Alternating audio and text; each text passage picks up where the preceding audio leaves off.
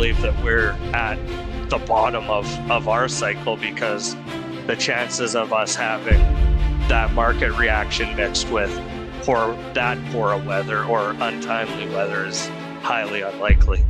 I want to build my farm off singles and doubles, and if I get the occasional triple, well, that's pretty good. You can't really go into a year with knowing the yield, or else you'd fertilize for that yield, whereas I don't think any of us are fertilizing for a poor crop.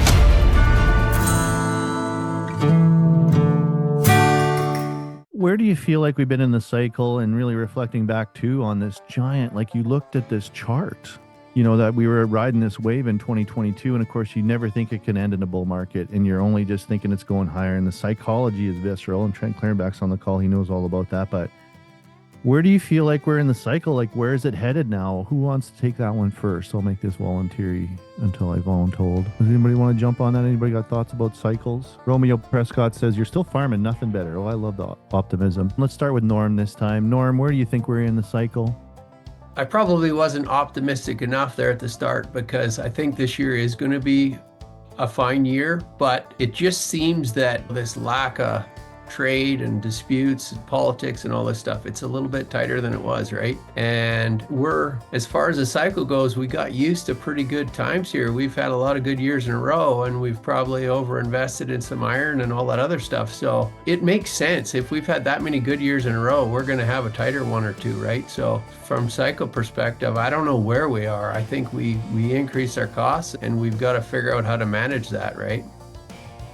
Well, and we've had 80 years of peace since World War II, and some of that's starting to break down, and some of that was talked about by folks like Robert Angelic. And if you follow Ray Dalio and you are a student of history, nothing holds at the center forever, given entropy. Jay, are you a cyclical guy? Are you looking at cycles, big cycle guy? You like the cycles?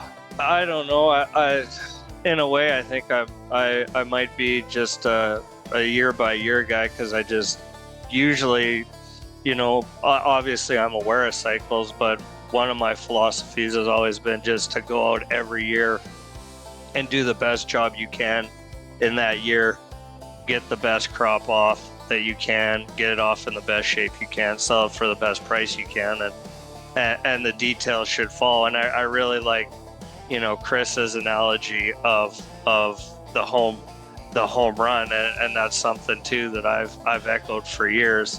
Is that I've always said I'm not a home run farmer. I want to be hitting. I want to build my farm off, singles and doubles. And if I get the occasional triple, well, that's pretty good. But obviously, the chances of hitting a home run every year are pretty difficult, right? For us, I would say, because of how we went into the fall, we would probably have to be at the bottom end of our cycle. Because not only did we see a massive drop in pulse crops and cereals, which is super important for our area, we also got hit with a very untimely, very large rain right before harvest, which did a lot of damage, not only to the quality of our crop, but also we had to put a lot more money into a crop that we were losing value on just through the markets alone. And I was actually, relatively happy myself, even until we got about 40% of the way through harvest. And, it was kind of like a Tuesday to Thursday thing, and the bottom kind of fell out of everything. And I was like, yeah, now we're not going to be having fun anymore.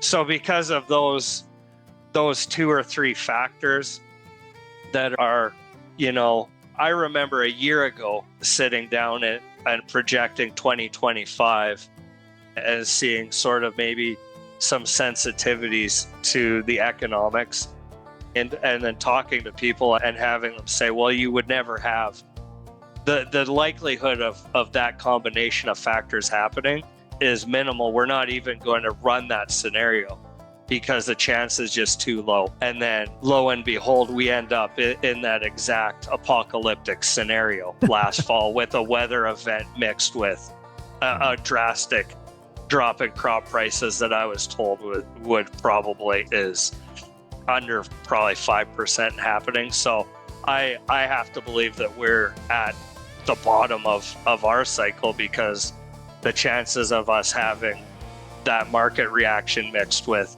poor weather or untimely weather is highly unlikely. Well, and a lot of this uncertainty is likely good for commodities too. We'll talk a little bit more about that. But Jeff, how do you see cycles of the sun or cycles of the moon, or what do you watch for the cycles? I think it's pretty tough to farm based off of what you think is going to happen next year. Obviously, you can make decisions and go off averages, but for me, like I said, 21 was an absolute wreck of a year.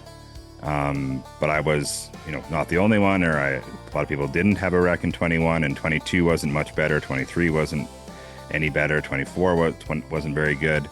So for me, 25 was a good year, but we ran out of rain right at the very end and didn't quite reach peak potential from where things were at. But you can't really go into a year with knowing the yield, or else you'd fertilize for that yield, whereas I don't think any of us are fertilizing for a poor crop. So prices are up, but you got to sort of work off of those averages, and no one knows, like, who, looking back, did I know that I wasn't going to have a crop in 21 through 24?